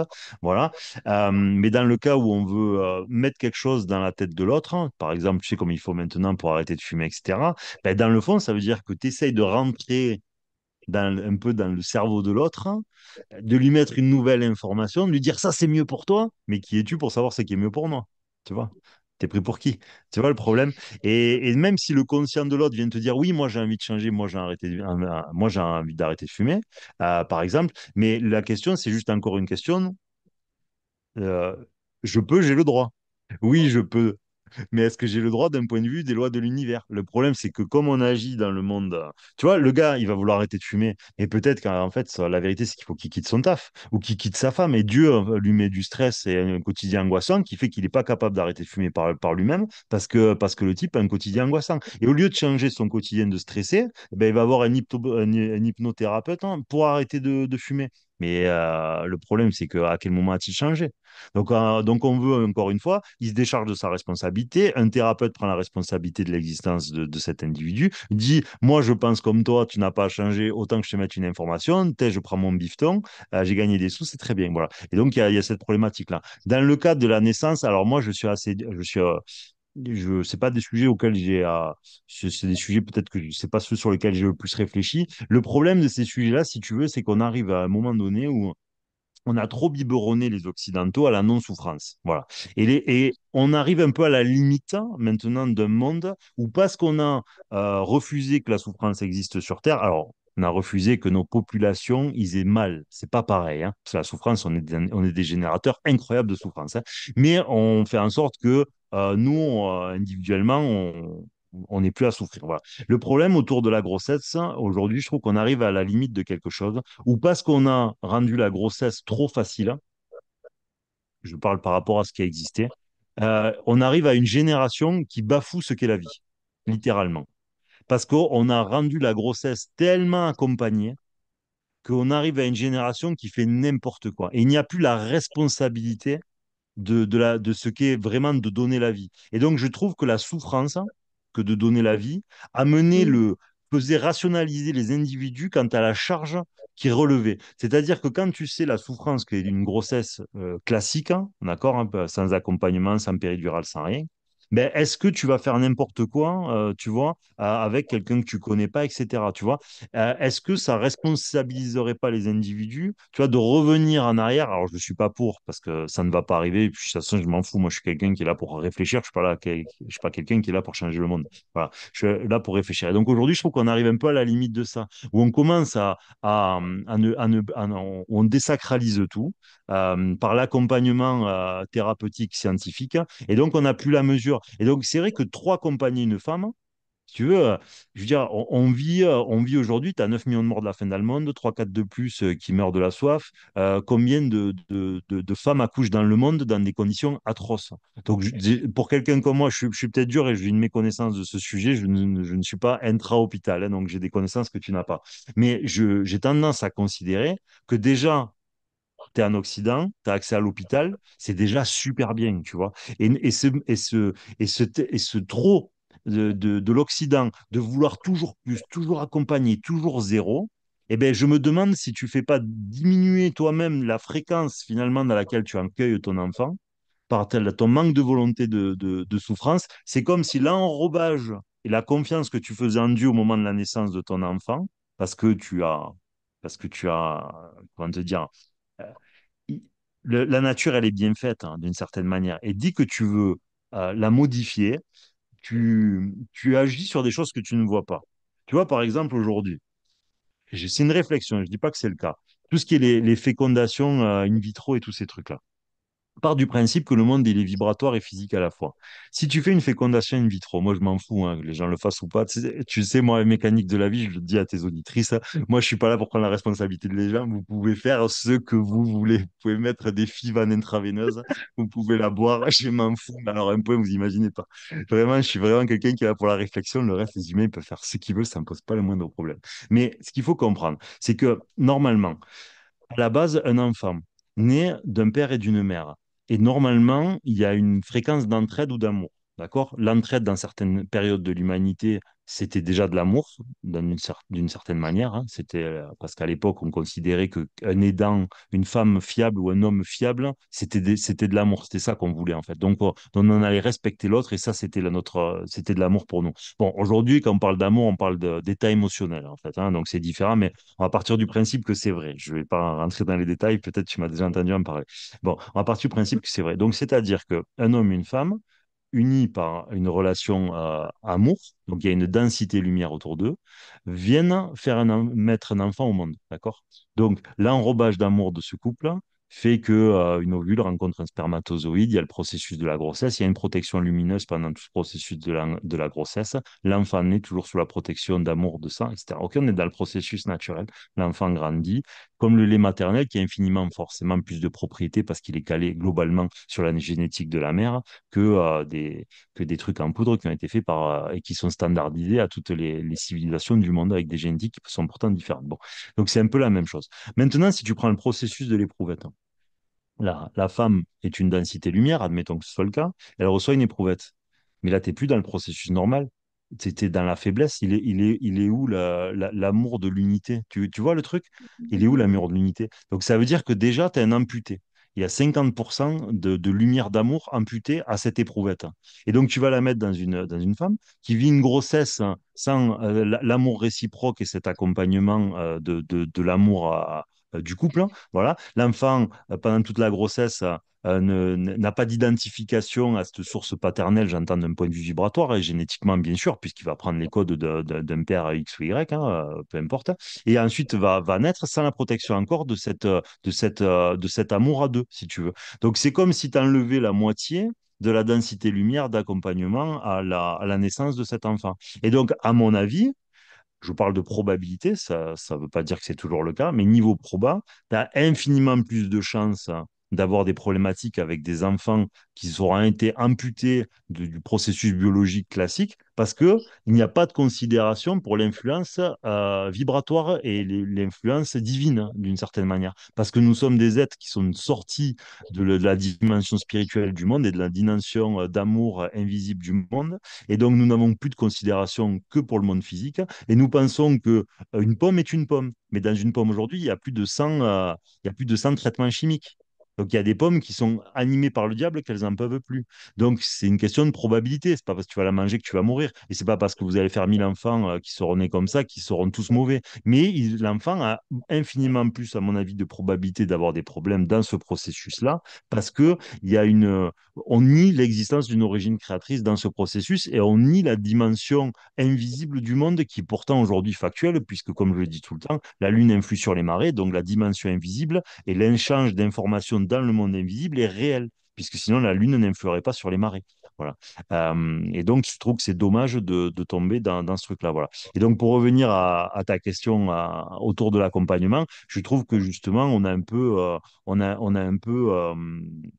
on est allé trop loin d'une certaine manière dans cet accompagnement, tu vois. L'occidental, il veut vivre un monde il veut plus respecter l'ordre établi. Et je trouve que c'est un peu, je trouve on va trop loin, tu vois, peut-être. En tout cas, moi, c'est mon opinion. Je dis pas qu'on peut pas faire autrement. Je veux pas être trop intolérant vis-à-vis de ces choses-là. Mais je trouve qu'il y a il y a une erreur en fait d'approche parce que tu vois moi la plupart des gens que je connais il y en a beaucoup la plupart ils ont fait sans péridurale et tout parce que ils considéraient que la nature l'a voulu ainsi et qu'il doit y avoir des choses qui leur échappent, tu vois, et elle s'est dit ok je vais peut-être galérer mais je veux vraiment ça parce que je ne peux pas savoir si dans l'invisible il se passe pas quelque chose de plus positif pour mon enfant et donc je suis prêt à accueillir cette souffrance parce que je le veux vraiment dans la plus grande lumière possible, tu vois. Et je pense que c'est ce qui est un peu dommage, c'est qu'il faudrait qu'on réintellectualise et qu'on remette de la réflexion autour de ça, en se disant que, ok, oui, il y a souffrance, peut-être que c'est beaucoup plus galère, évidemment, c'est indéniable. Oui, on aimerait peut-être que ce soit différent, mais peut-être que si on était des humains qui étaient moins angoissés autour de la grossesse, si on avait des vrais couples et qu'on était des êtres moins aliénés, eh bien, en fait, on aurait aussi des grossesses plus simples, tu vois ce que je veux dire aussi. Donc, il peut y avoir aussi ce paramètre-là. C'est-à-dire qu'on veut toujours essayer de trouver une solution à l'extérieur de nous, alors que la solution, elle est probablement à l'intérieur de nous. Je veux dire, là, il y a 2 ans, je suis allé au Sénégal. Bon, ils ont tous 5 enfants. Ils ne se posent pas autant de questions que nous, tu vois. Nous, on est dans l'outrance, hein, je trouve, de la surprotection. Et le problème, c'est que la surprotection, moi, en France, c'est une horreur pour moi. La surprotection fait que la liberté diminue. Pour moi, je trouve que c'est dramatique et catastrophique. C'est-à-dire que la surprotection, c'est-à-dire de mettre ce qu'on appelle des experts, qui la plupart du temps en plus ne le sont pas du tout, ou quand ils sont experts, il faut regarder qui c'est qui les paye. Et le problème, c'est que cette surprotection permanente des Occidentaux est en train de tuer leur liberté, tout simplement, et je trouve ça dramatique. Voilà. Donc il faut aussi trouver un compromis dans les sujets de société, où il y a un moment donné où il faut arrêter, parce que le progrès, c'est quand que ça s'arrête? C'est quoi, en fait, la limite de la déshumanisation du monde à travers le progrès? C'est quand qu'on n'est plus des humains, tu vois? Moi, on a déjà commencé pour moi, par exemple, tu vois? Parce que le progrès permanent est une aliénation. Parce que le progrès, c'est un progrès spirituel. L'évolution, elle est spirituelle. L'évolution, elle est ni technologique, ni sociétale, dans le fond. Le projet, il est de la vie, il est individuel et spirituel. Et après, quand l'individu s'est améliorée, la société s'améliorera parce que spirituellement, elle bénéficie de ce vent positif de ces êtres qui se sont élevés, tu vois. Et aujourd'hui, on n'est plus du tout dans cette dimension-là. On a des gens qui créent eux-mêmes les problèmes, hein. On le voit bien dans le monde marketing, hein. Ils ont créé les problèmes, ils créent les problèmes, ils créent les solutions en même temps. C'est génial avec l'analytique. On le voit émerger aussi avec le monde de l'IA aujourd'hui qui vient remplacer les humains qui ne veulent plus réfléchir. Puisqu'on ne veut plus penser, il est normal que Dieu autorise la création de l'IA, ça me paraît logique, hein. Comme on est plus créatif et qu'on commence à être tous des ordinateurs qui n'avons plus d'imaginaire, qui n'avons plus de dimension transcendante ou de réflexion un peu singulière ou de créativité, ben évidemment que Dieu va dire ben, créer la machine. Ils sont tous plus couillons les uns que les autres. Ils n'ont plus de dimension, d'inspiration.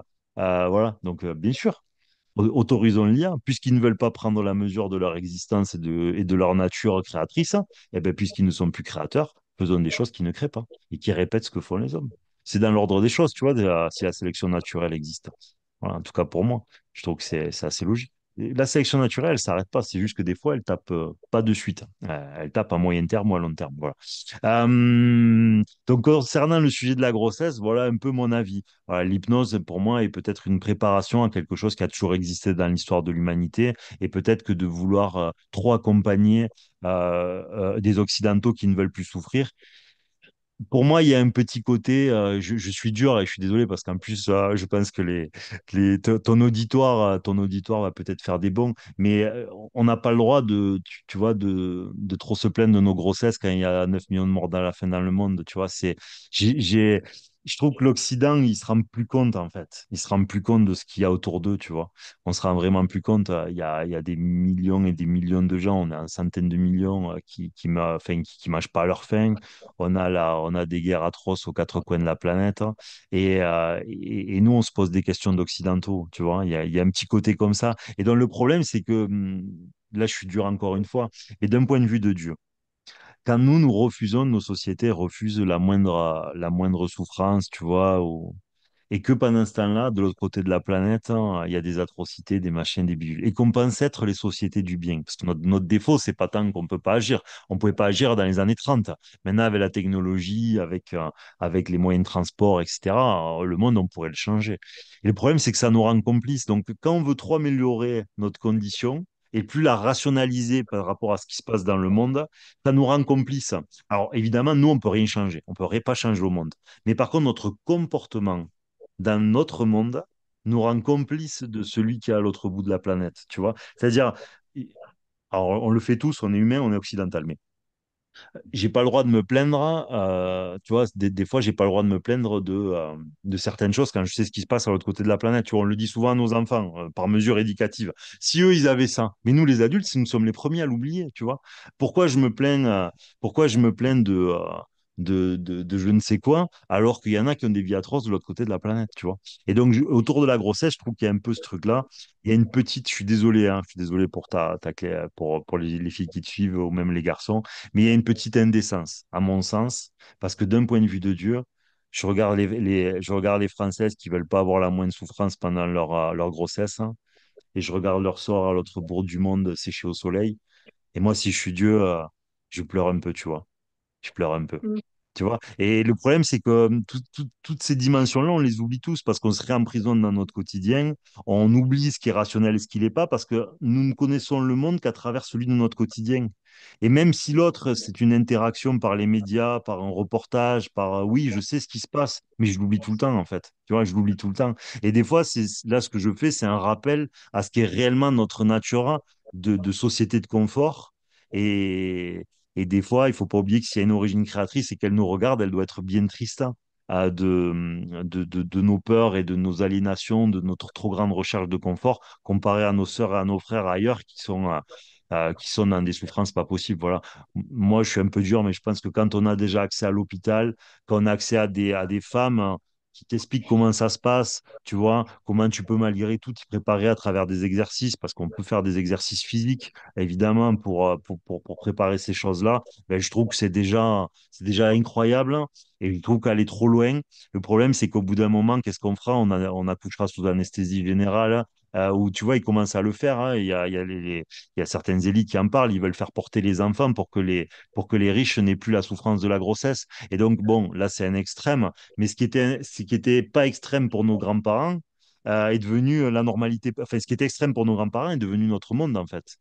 Pour eux, ça aurait été de la folie. Ils n'auraient jamais cru. Vous voyez, par exemple, j'en parlais récemment, la laïcité. On nous a vendu la laïcité qui était la discrétion de nos opinions religieuses pour qu'ils soient vécus à la maison, par souci de cohérence et de respect d'autrui. Et dans le fond, c'était des valeurs chrétiennes, donc c'était très louable. Mais si la vérité de la laïcité pour le respect, c'était dans le fond la destruction de l'entité religieuse et croyante, mais les grands-parents, ils n'auraient jamais dit oui.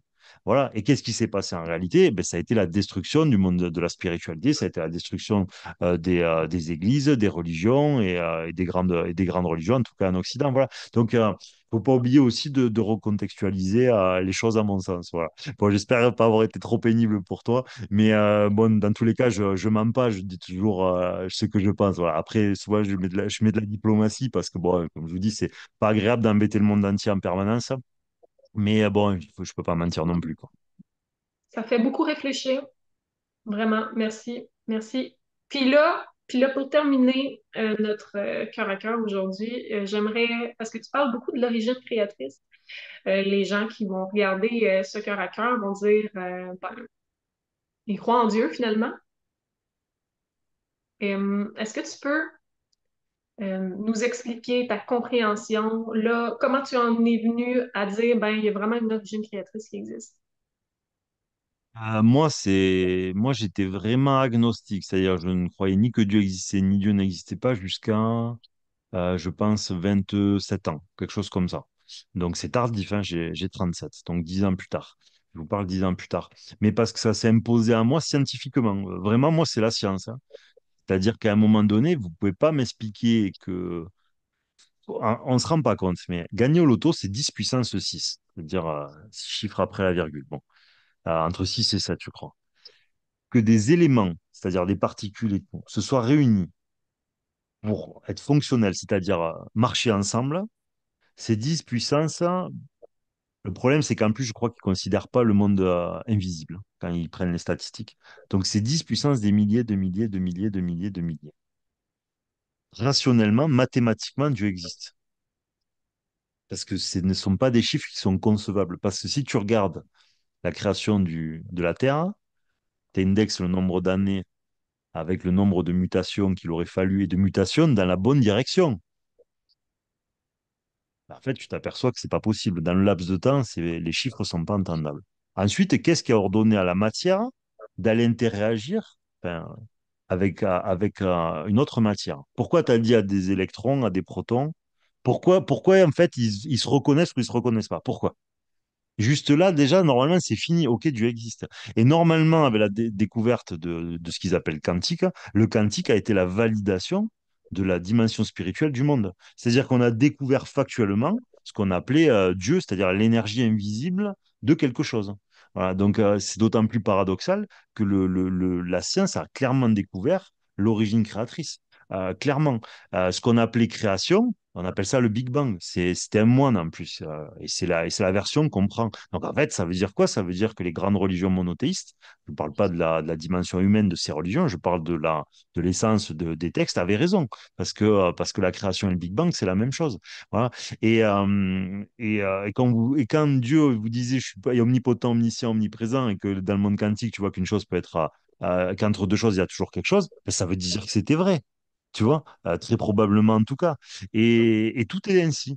Et tout est ainsi. Donc, au bout d'un moment, moi, je me suis retrouvé à regarder ces sujets-là. Et puis, tu vois qu'il y a toujours une intelligence dans tout. Tout le temps, il y a un ordre établi. Tout le temps, une intelligence. Pourquoi l'univers est logique? Pourquoi il y a un cycle? Pourquoi les cycles, ils sont permanents? Voilà, il y a toujours un ordre établi. Donc, au bout d'un moment, tu te dis, oh, mais rationnellement, il n'est pas rationnel de penser qu'il n'existe pas d'origine créatrice, qu'on ne l'appelle pas Dieu, qu'on ne l'appelle, ok, très bien, mais on ne peut pas penser qu'il n'y a pas d'intelligence supérieure. Et si, comme je dis tout le temps, le système solaire obéit à des règles, forcément, il existe des règles pour les hommes. C'est pas possible. Tu peux pas te croire supérieur au Soleil au bout d'un moment, ni au système solaire. Tu vois? Donc, si Dieu si l'univers, dans son génie créateur, a fait des règles pour le Soleil et pour les océans et pour Pluton, c'est bien que l'humain en a aussi. Et c'est de là que part le postulat mécanique de la vie, en essayant de repenser les modèles de manière systémique et comme des équations d'une certaine manière. Voilà. Et donc, c'est au cœur de tout. Voilà, et donc, c'est pour ça, moi, à la fin, que je suis arrivé à la conclusion qu'il existe une origine créatrice. Et le problème aussi, c'est qu'aujourd'hui, dès que j'enlève Dieu de l'équation, c'est-à-dire dès que j'ai des pensées, telles qu'elles soient, c'est-à-dire des lois de l'univers, des logiques, si j'enlève Dieu, tout est faux. C'est-à-dire que l'inconnu à toutes les équations de la vie, c'est tout le temps Dieu. C'est-à-dire la variable à toutes les équations, c'est Dieu. Et c'est dingue, hein, parce que moi, je ne l'ai pas fait par volonté. Je ne l'ai pas du tout fait par volonté. Moi, je ne suis pas un prêcheur. Les gens, ils peuvent croire à leur télécommande ou à leur télé, j'en ai rien à faire, hein. Donc, je ne suis pas du tout un prêcheur. Moi, je n'ai pas de responsabilité vis-à-vis des hommes. Je m'en fous complètement.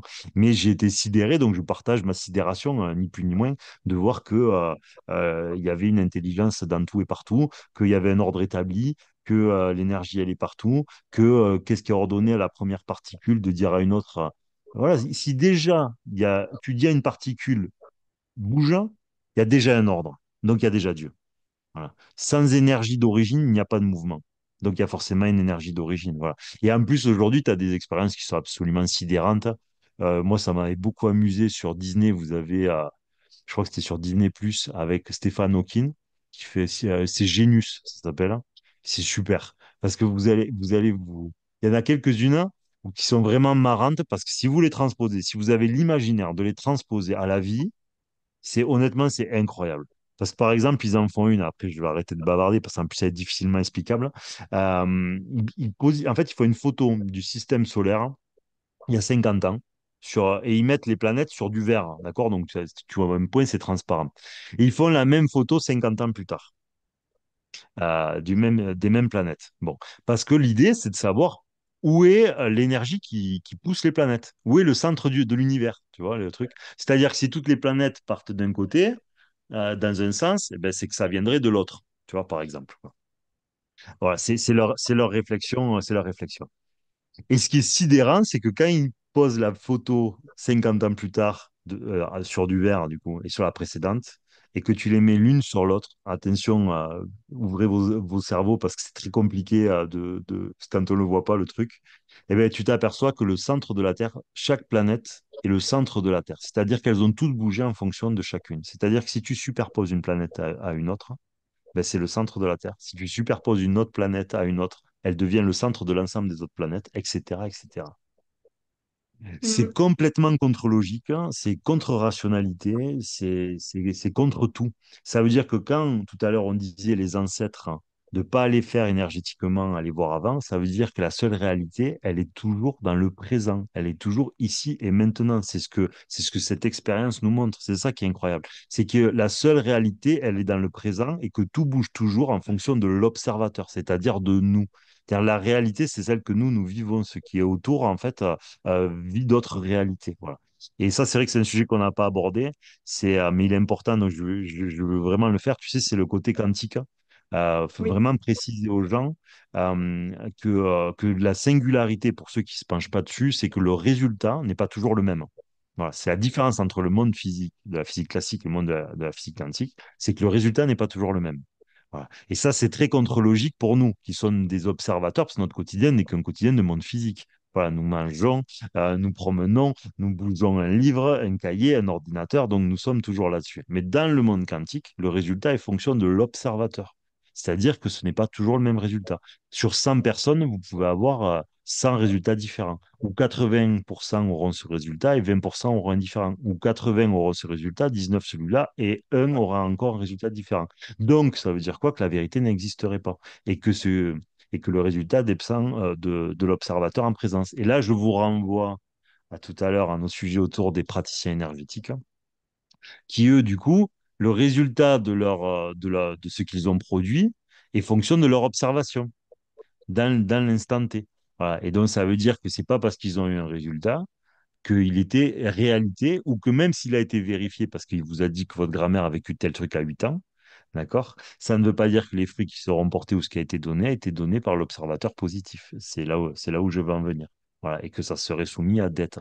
Parce que le résultat dépend de l'observateur. Voilà. C'est pour ça que si tu peux mettre 100 énergéticiens en face qui demandent la même information, tu verrais qu'il y aurait 100 réponses. Ou s'il n'y en a pas 100, il y aurait ce que je te dis, il y aurait 50, 20, 10, 7. Voilà. Donc, qui a tort, qui a raison? C'est pas parce que tu le vérifies que tu as raison. C'est toi, l'observateur, et Dieu t'a donné la réponse qu'il voulait, puisque tu agis dans le monde quantique et que tu n'es pas censé être là. Donc, l'observation qu'on te donne est une observation de probabilité et pas une observation de réalité absolue. Voilà. Et ce ne sont que des variables. C'est le résultat de variables, en fait. Voilà. Donc, Hmm. c'est un peu singulier comme truc. Voilà. Non, c'est important. Si tu devais rajouter ça, c'est parce qu'il fallait que ça soit là. Ça fait réfléchir, vraiment. Merci d'avoir été là avec nous. Merci d'avoir pris le Ben, temps de répondre et de vraiment partager ces belles compréhensions qui vont nous éclairer, nous faire réfléchir sur beaucoup de choses. Est-ce que tu aurais un mot de fin à partager? non, non, non, je me suis bien exprimé. Non, je te remercie de ton invitation. C'était très sympa. C'est toujours sympa de partager sur ces sujets. Donc merci de ton invitation. Je passe un bon moment. C'était très cool. Non, j'ai pas d'autre chose hein, à rajouter. J'ai assez insisté sur le changement qui est mon seul message, hein. N'oubliez pas que la vie est absurde. Amusez-vous. Voilà, il faut pas être obnubilé par le développement de soi et par l'évolution. Simplement, on est sur Terre que pour ça. N'oubliez jamais que votre mari, votre femme, votre enfant ne sont que des jouets de l'existence en vérité et qui servent un intérêt supérieur qui est celui de l'évolution de chaque individu. Dieu vous a donné votre enfant, Dieu vous a donné votre femme, Dieu vous a donné votre mari. Ils ne sont que des avatars dans l'absolu pour servir une évolution spirituelle dans le fond. Voilà. Je sais que c'est très dur parce qu'il y a de l'affect vis-à-vis de ces gens-là, mais rationnellement, Dieu est celui qui engendre tout et donc, il faut qu'on ne peut pas toujours passer tout le monde horizontal, même si c'est des grandes affections, devant l'origine créatrice. C'est ce qu'on est venu vraiment faire sur Terre. Mais parallèlement, régalez-vous. La vie est un jeu. Dédramatisez de ce qui est important et de ce qui ne l'est pas. Dans l'absolu, rien n'est vraiment grave. Régalez-vous. Dieu est pardon quand vous faites une connerie. L'idée, c'est juste de dire, bon, euh, j'ai, j'ai, j'ai pissé à côté. Désolé, je me suis loupé. Voilà, pardon, et je continue. Voilà, on est là pour faire des erreurs, mais régalez-vous, soyez des vivants, ne vous posez pas posez pas des questions inutiles. Voilà, vivez pleinement, régalez-vous, n'ayez pas peur de changer de vie, de chambouler l'ordre établi, d'être différent. Voilà, restez rationnel. Hein, ne se tombez pas dans la destruction, ne soyez pas les rock'n'rollers qui consomment la vie des debout, hein, c'est pas ça. C'est un processus de conscience dont je parle voilà, soyez des êtres libres de penser et et libres autant que possible dans leur existence et dans leur vie. Voilà. Tendez à ça et vous aurez des vies qui seront de plus en plus satisfaisantes et surtout soyez patients. N'oubliez pas que les voies du Seigneur sont impénétrables. N'oubliez surtout pas que le mal prend l'ascenseur et le bien prend l'escalier. Donc, ce que vous faites et ce que vous produisez, faites-le sans vouloir en tirer les fruits. Vous le faites parce qu'il est rationnel de le faire et parce que si vous faites quelque chose qui produit la plupart du temps des fruits immédiats, si votre changement, vous voyez les effets immédiatement, tout le monde aurait compris comment fonctionne la vie et tout serait simple. Donc Dieu ne peut pas autoriser à ce que toujours les changements paye immédiatement. Déjà parce que vous ne connaissez pas l'étendue de vos dettes, hein, d'une part. Donc peut-être que vous avez plus à solder que ça. Et deuxièmement, parce que sinon, ça serait beaucoup trop simple de comprendre des mécanismes compliqués. Voilà. Et donc, ça ne peut pas être ainsi. Donc chaque jour, votre but, c'est de gratter des millimètres. Un jour, vous serez sidéré de votre avancement. Tel est mon message et c'est ce que moi j'ai fait. Et, euh, et je, je me sidère des fois de voir où j'en suis arrivé parce que c'était inattendu. Voilà. Là, ce que je vous raconte, et je ne pensais absolument pas à ça. Je suis rien du tout, je n'existe pas dans cette société, je n'ai pas d'études sur ces sujets, je n'ai rien du tout. Voilà. Et dès un matin, vous vous levez, à force de cumuler, il y a il y a des logiques qui s'établissent, hein, il y a des liens qui se font. Et plus vous allez être apaisé, plus vous allez être heureux, plus vous allez être créatif, plus vous allez être créatif, plus votre cerveau va être capable et d'imaginer l'impossible et de gérer de l'incertitude et d'être arborescent et de compiler les informations et les assembler parce que vous êtes légitime à les recevoir. C'est ça, en fait, le truc. C'est qu'il faut se rendre légitime à recevoir ce qu'on appelle des bénédictions, c'est-à-dire bravo mon petit, tu as bien travaillé, tiens ton sucre. Voilà, c'est un peu l'idée. Que ce soit dans la dimension de la compréhension de choses compliquées, que ce soit dans l'amélioration de notre quotidien, il faut être légitime à recevoir. Mais sauf que la légitimité est plus complexe que celle que les humains ont tendance à imaginer. Bon, j'avais rien à dire, mais il faut toujours que j'en rajoute, Maria, je suis désolé. Oui, non, j'aime ça. OK, c'est parfait. Fait que je te laisse vivre ton quotidien, puis merci pour tout ton temps, puis merci pour tous ceux qui regardent ce cœur à cœur. Si vous avez l'appel de partager, partagez. Puis on se voit sur un prochain cœur à cœur. Merci. À bientôt, Maria, merci de ton Hey, invitation. ça fait plaisir. À bientôt.